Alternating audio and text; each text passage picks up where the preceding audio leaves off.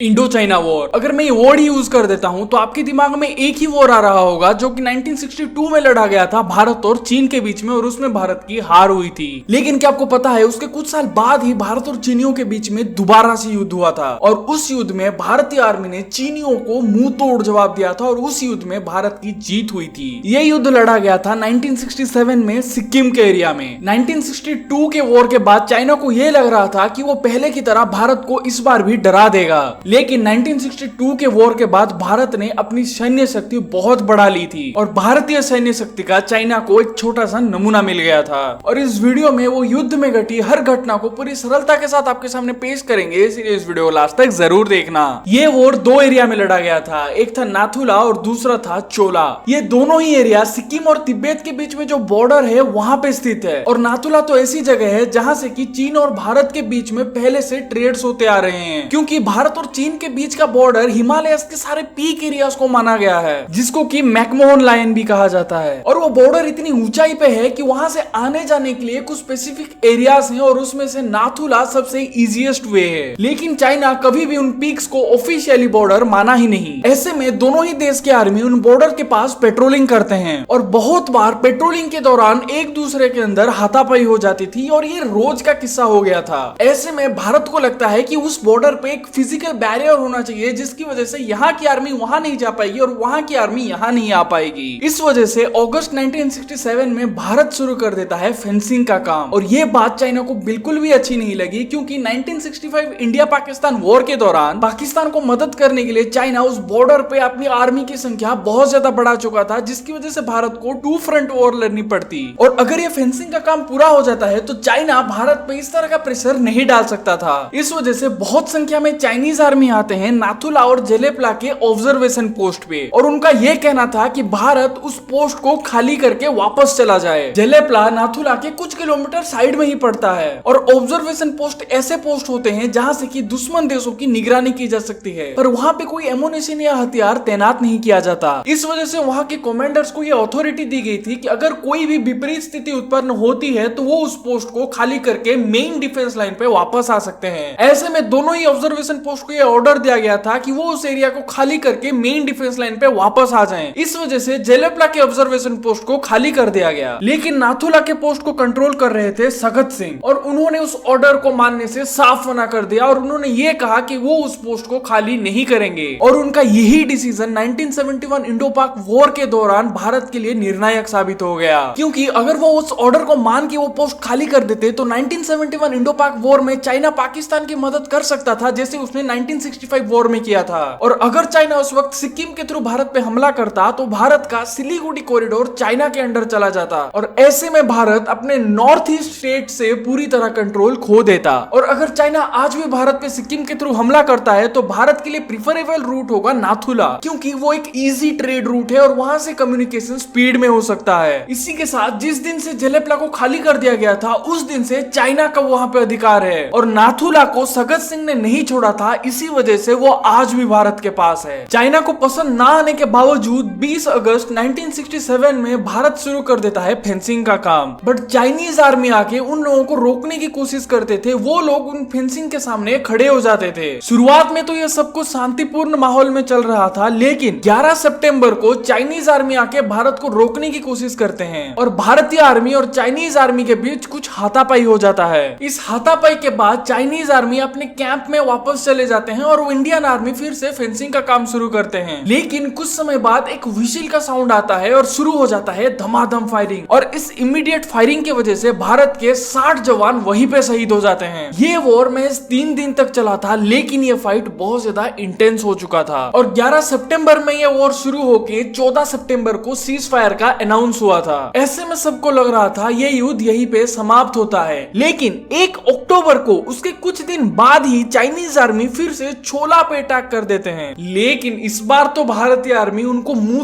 तोड़ जवाब देती है, और उनको तकरीबन 3 किलोमीटर पीछे तक खदेड़ देती है, और इस युद्ध में भारत की जीत होती है। और ये युद्ध खत्म होते तक 88 भारतीय जवान शहीद होते हैं और 163 जवान जख्मी होते हैं। दूसरी तरफ 340 चाइनीज जवानों को मार दिया जाता है और 450 जवानों को जख्मी कर दिया जाता है, और ऐसे में खत्म होता है 1967 इंडो चाइना वॉर। अब आप नीचे कमेंट सेक्शन में बताइए कि अगर आज के दिन पे भारत और चाइना के बीच में युद्ध होता है तो कौन जीतेगा। तो दोस्तों ये वीडियो यही तक था। अगर आपको ये वीडियो पसंद आता है तो इस वीडियो को लाइक जरूर कर देना और ऐसे ही इंफॉर्मेटिव वीडियोस के लिए चैनल को सब्सक्राइब जरूर कर देना। मिलता हूं आपसे नेक्स्ट धमाकेदार वीडियो के साथ, तब तक के लिए टाटा बाय बाय।